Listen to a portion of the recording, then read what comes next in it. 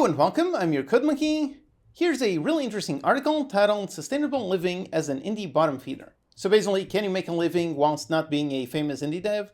This was written all the way back in 2017, and look at that, look at the author. Yep, this was written exactly by me 6 years ago, and this is telling my story. So let's read through it and see if everything that I've said back then still makes sense, still is applicable nowadays. So howdy, my name is Cardoz. I'm the developer behind the one-man indie studio Endless Loop Studios, and you've probably never heard of me.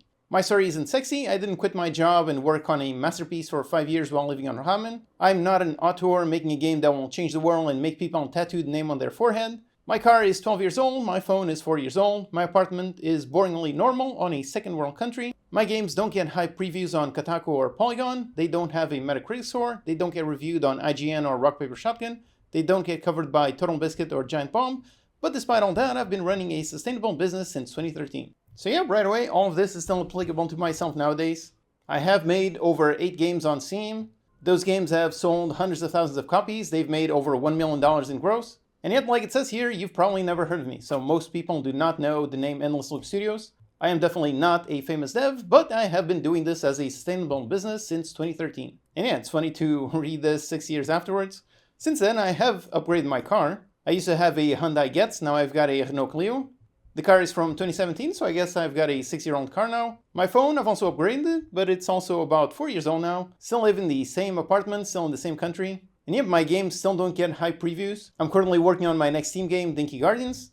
And for that game, I highly doubt that it's going to be covered on Kotaku or Polygon, but I'm still quite confident that it will be financially viable. So yep, so far all of this, yep, still applicable nowadays, so let's continue reading. Here's a nice screenshot from one of my first games, GameCorp DX. That is one of my most successful games. It was made pretty quickly, it's a relatively short game, but the response was awesome. The game is pretty cheap, and everybody who buys it, the reviews are still insanely positive nowadays, so that was a great game. So continuing, my role models are more the likes of Cliff Harris from Positech Games, and Jeff Vogel, Spiderweb Software, rather than Eric Barone from Stardew Valley or Toby Fox from Undertale. If you're looking to be an indie developer long term, I fully believe the trick is quantity of sufficient quality. So yep, this I still very much agree with the sentiment. Obviously, Stardew Valley and Undertale, those two are absolute masterpieces, but they were also extremely risky gambles. Both of these, I think, took more than 5 years each of them to develop. That is really risky, spending 5 years working on just one game. Of course, when it does go well, then you get massively rewarded. So both these developers, they are insanely successful, they can do whatever they want. Basically with one game, they essentially won the lottery. But personally, I do not like to gamble my livelihood on the lottery.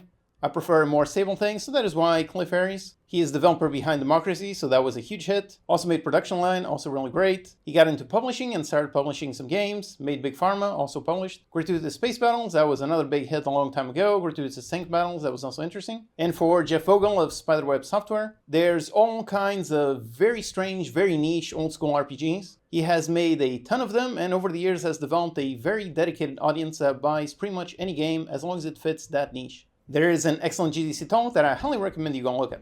So yep, like I said here, I fully believe the trick is primarily quantity of sufficient quality rather than risking your whole life on pushing the quality as much as possible. I'm a big fan of trying to lower the risk so you can actually keep doing this for the long term. So as with any business, there will be ups and downs. I expected my second game to do as well as the first, and as a result I invested way too much time and money, and when sales were way below the first one, I panicked quite a bit and I became concerned about the viability of indie game development as a sustainable long-term career. So yep, this definitely happened to me. My first game, Survivor Squad, was surprisingly successful. Back then, Greenlight had just started, so Steam wasn't yet as much saturated as it is right now. And that game idea, that concept, for some reason that really resonated with people. So that game definitely sold a lot more than I expected.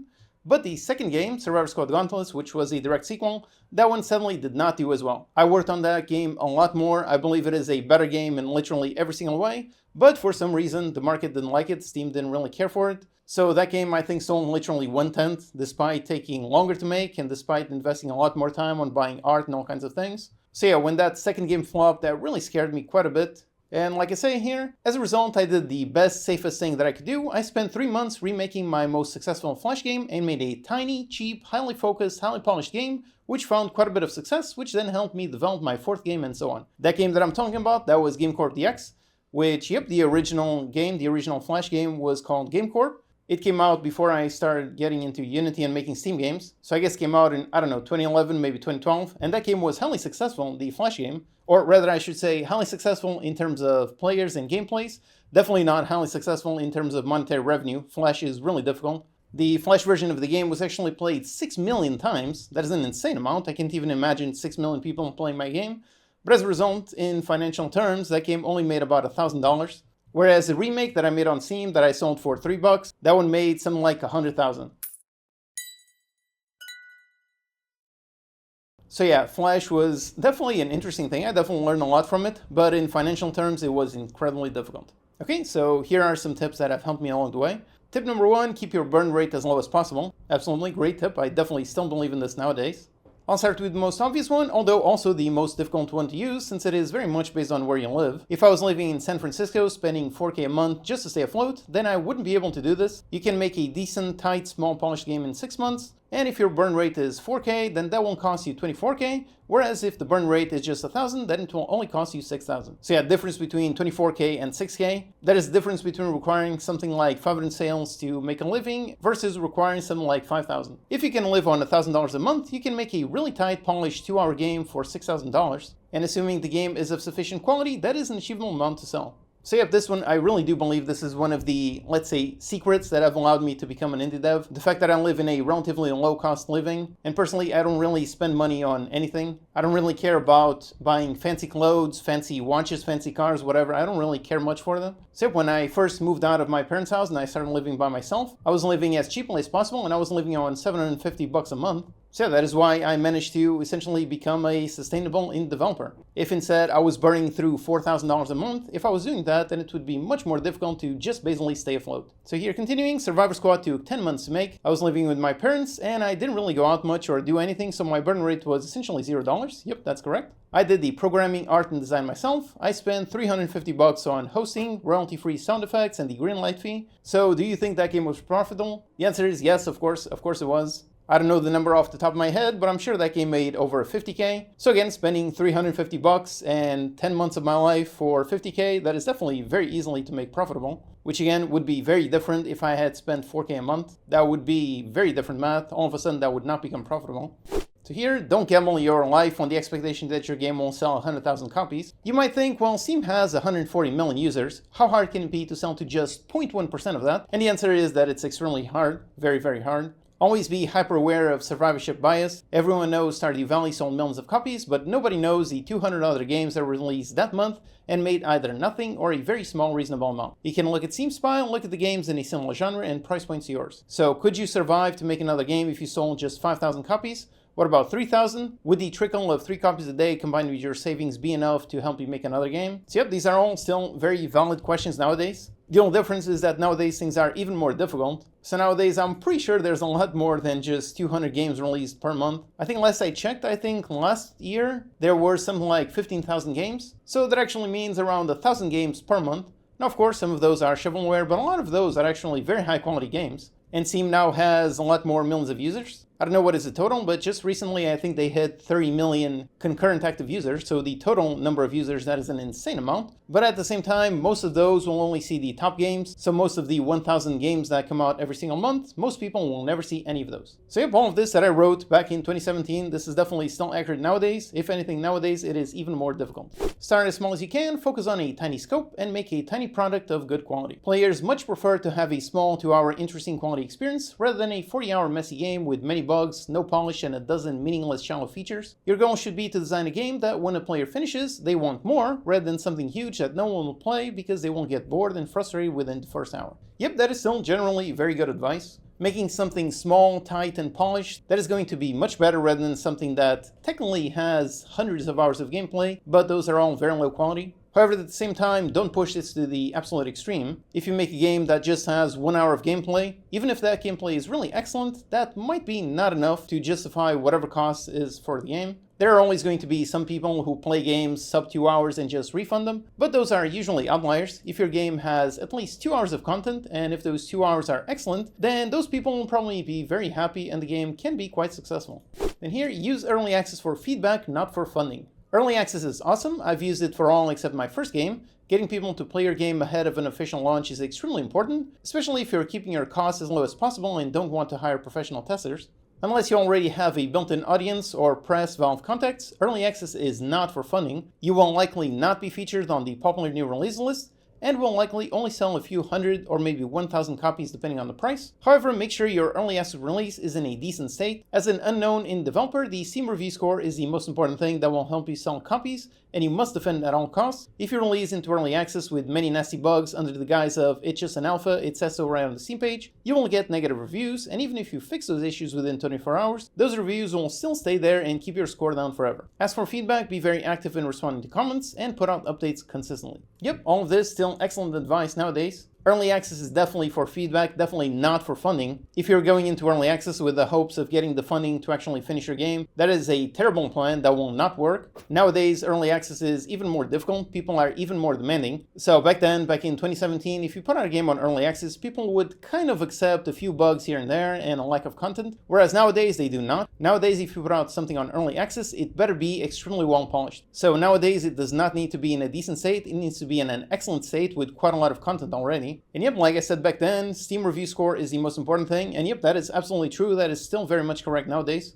If you come out of the gate with early access with a subpar release, and if the reviews come out negative, coming back from that is essentially impossible. And like I said here, you won't get negative reviews, and even if you fix those issues within 24 hours, the reviews will likely stay there and keep your score down forever. This is sadly something that I know very well. There was one of my games where I actually forgot to add a folder on the Mac build. Like on the game, I forgot to test, does the folder exist? It just assumed that the folder existed. And on the build that I uploaded to Steam, I forgot to add that folder. So essentially on Mac, the game was completely broken. Now, as soon as the game came out, I saw a review right away that said the game was broken on Mac, it does not work. Right away, I looked into the logs, I saw that was a problem, very easy fix, so I fixed it super quickly. Literally within less than 1 hour of the release, I fixed that. I did respond to that review and I said, okay, this has been fixed. But the person who wrote that review, they never bothered to update it. So one tiny issue that was fixed within 30 minutes of release. Even though I did fix it, the review is still there, it still drags down the score nowadays. So reviews are extremely important, and going into early access does not give you a reason to not worry too much. People in early access expect the same level of polish as a final game, so absolutely do not use early access for funding, and absolutely do not go with the mindset of it's just an alpha, it says on the Steam page. People do not care. If it is early access, people expect a very polished, very robust game with tons of content. Value the long tail. Yep, this is extremely important. Since I look at my business as a long-term venture, I value the long tail tremendously. Even my first game, Survivor Squad, which has a mixed review score, still sells a handful of copies every month. Certainly not enough to live on, but it does add up. What that really means is that as long as I keep my burn rate low, I don't need a game to break even super quickly. As long as my costs were low enough that break even is achievable, it's only a matter of time. Yep, this is absolutely true. I mean, nowadays, it has been over 10 years since I launched my first Steam game, and it still sells copies. Now, obviously, it doesn't sell too much nowadays. The long tail, that definitely does go down over time. But still, nowadays, it still probably sells, I don't know, maybe $100 a month. Maybe something like that, maybe $50. So either way, that game that I made over 10 years ago, that one still pays for some groceries nowadays. And of course, that's all just one game. So put all the games together and the long tail can be quite good. Even though nowadays my last Steam game came out all the way back in 2019, so that was quite a long time ago. So my Steam revenue has definitely dropped off quite significantly since all of those years ago. But still, it is still more than zero. So all those games that I made all those years ago, they still work nowadays.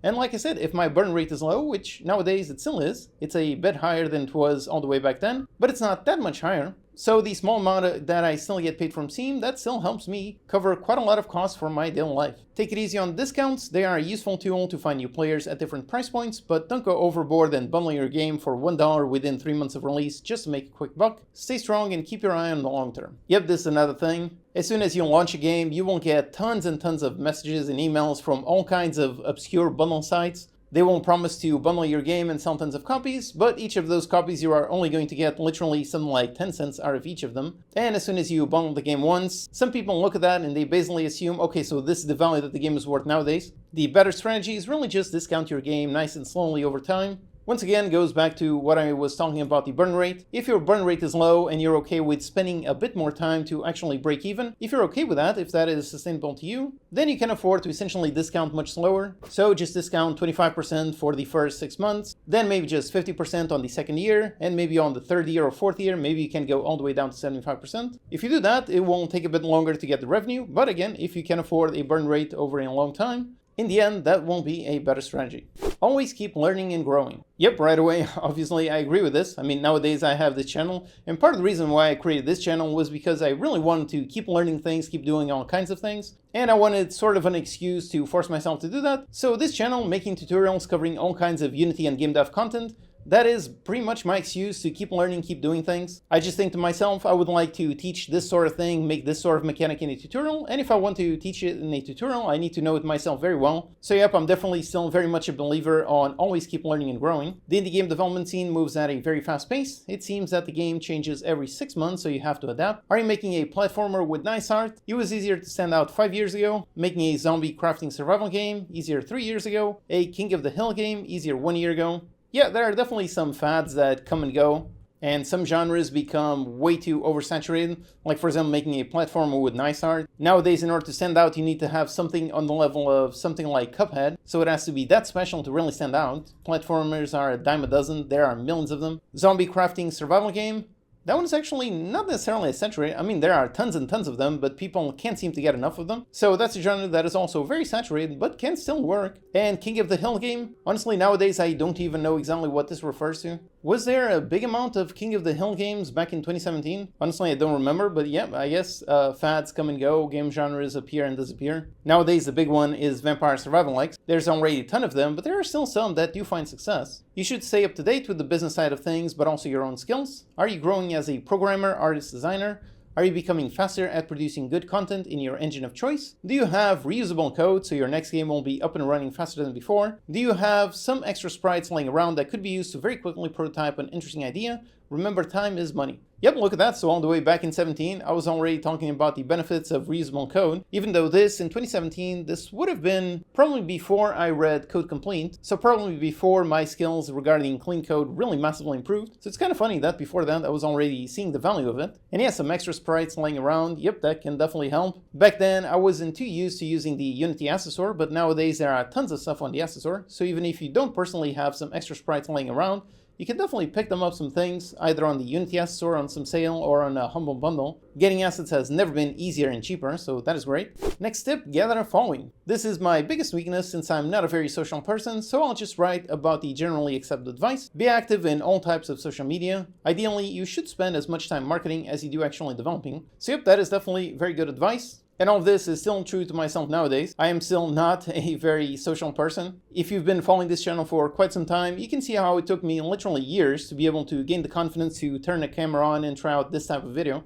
So as you can see, I am actively learning my advice. I am actively trying to learn and grow. And yep, social media is still extremely important. And since nowadays things are even more difficult than they were back in 2017, yep, this advice about spending as much time marketing as you do developing, this is even more accurate now than ever. Nowadays, if you just focus on developing your game, nobody will see it. So you do need marketing in order to actually find the people that will play and like your game. And for that, here on YouTube, you can do devlogs. You can try to gather an audience by making tutorials like I've done. Although to be fair, that does generate a more game dev audience rather than a game playing audience, so that is not a very good strategy for finding game players. But you can do general devlogs, you can go the entertainment route kind of like Danny, that is very successful, and you can obviously experiment with all the new social medias. There have been lots of indie devs recently that have found tons of success on TikTok, so TikTok, Instagram, all kinds of short content nowadays that is really useful. So in general, keep in mind you should spend almost as much time marketing as you do developing. One thing I've done is set up a newsletter sign-up link in all my games and their websites. Through it, I've gathered about 4,000 emails. Now that obviously doesn't mean that every time I announce a game, I will suddenly sell that many copies, but it does mean I'm not always starting from scratch. And yep, that is really good advice nowadays. I still have that mailing list. So when I recently announced Inky Guardians, I did send an email to that list. I can't remember how many people are on there, but still, it's more than 0, so it does help. And again, focusing on the long term, every game I release and every day that goes by, that list increases little by little. Maybe one day I'll get to the point where Cliffsky is, so that is Cliff Harris from Positech Games, and I'll be able to sell 9,000 copies of a game before even hitting Steam. I think that was the game production line. I think he made an alpha before going onto Steam, and that alpha was massively successful. So yep, if you do manage to gather a large following, a large audience that enjoys your games, if you gather that over many years, then things hopefully become easier and easier, even if the market does become more and more saturated. When in doubt, follow the TF2 sniper. As the wise man once said, professionals have standards. Be polite, be efficient, have a plan to kill everyone you meet. Now I would advise replacing that last part with be prepared and have a plan to survive to fight another day if the worst possible scenario comes to pass. But yeah, whatever works for you. Yeah, I would say this is definitely still a line that still resonates with me nowadays. Basically, be professional. If game dev is meant to be your career, then take it as seriously as you take any job that you have an interest in. Make sure you have high standards with the things that you do. And of course, be polite. There's no reason to respond negatively to anyone, even negative reviews, although that is quite difficult. Be efficient. So in practical terms, this is why I talk so much about writing good, clean code. That is one of the best ways to get efficiency in game development. And be prepared to have a plan to survive to fight another day. That is why I never recommend you just quit your day job and try to bet it all on your very first game. You should hopefully be on a state that if you do try to make a game and you're trying to make it successful, you should definitely not be in a position where if that game fails, suddenly you go homeless and go hungry. So that goes back to reducing your burn rate in order to reduce your risk, in order to be able to do this for the long term as you gain experience and hopefully find more and more success. Indie game development is a very tough, overcrowded business, but I believe if you face reality instead of burying your head in the sand and focus on taking calculated risks, you can find success. Just don't define success as selling 100k units. Yep, once again, the same thing that I was saying. Make sure you lower your risk, make sure you don't need an insane amount of units to break even. The less you need, the easier it is to find success. My next game, Hyper Knights, is leaving early access this Friday. I've invested more in this game than ever before, but not so much that it will never be profitable. Feedback has been extremely positive, so I'm confident it will reach my modest goals. However, I also know that if it sells 0 copies, I will not be out of a job and starving on the street. I will analyze what went wrong and make an educated decision on what to work on next, how long to work on it, and how much to spend. Yeah, it's funny reading this all these years afterwards. So Hyper Knights, that one did leave early access. And in terms of reviews, the reviews were still extremely positive. It is one of the highest rated games that I've ever made. But in terms of sales, sadly it didn't do quite as well as I would like. Like I said, I've invested more in this game than ever before, but not so much that it will never be profitable. So I did spend quite a lot. I hired an artist, I worked on it to make all kinds of art, make the scene page, make game art, make all kinds of stuff. I even got some custom sound and all kinds of other things. So I invested quite a bit on this game, at least relative to my other games. In the end, it did not sell quite as much as I would like, but given how, even though I spent more, I didn't necessarily spend an insane amount. I think I spent, I don't know, maybe like 20, 30 grand, something like that. And the game did return just about that, so it wasn't a huge hit, but it was definitely profitable. And again, back then, this was, I don't know, my 6th game maybe. And like I said, I don't really spend much money, so all the other games that I made, some were successful, some were less successful. But the ones that were successful, since my burn rate is so low, I did manage to gather quite a lot of nice savings. So I was at a point where even if Hyper Knights sold literally 0 copies, even if that were to happen, I would not starve. I had enough savings to be able to survive for another 1, 2, 3 games. Okay, I hope this article provides some perspective on the less exciting but more reasonable and sustainable type of indie game development. Thanks for reading. Alright, yeah, so here it is, this article, reading it 6 years later, and yep, everything is still pretty much accurate. Nowadays things are quite a bit more difficult, Steam is even more saturated, but this advice is really timeless advice. So yeah, it was fun to read through this all over again. Definitely an interesting article, and I definitely hope that reading through this helps you on your own personal game dev journey. Alright, so thanks for watching, and I'll see you next time.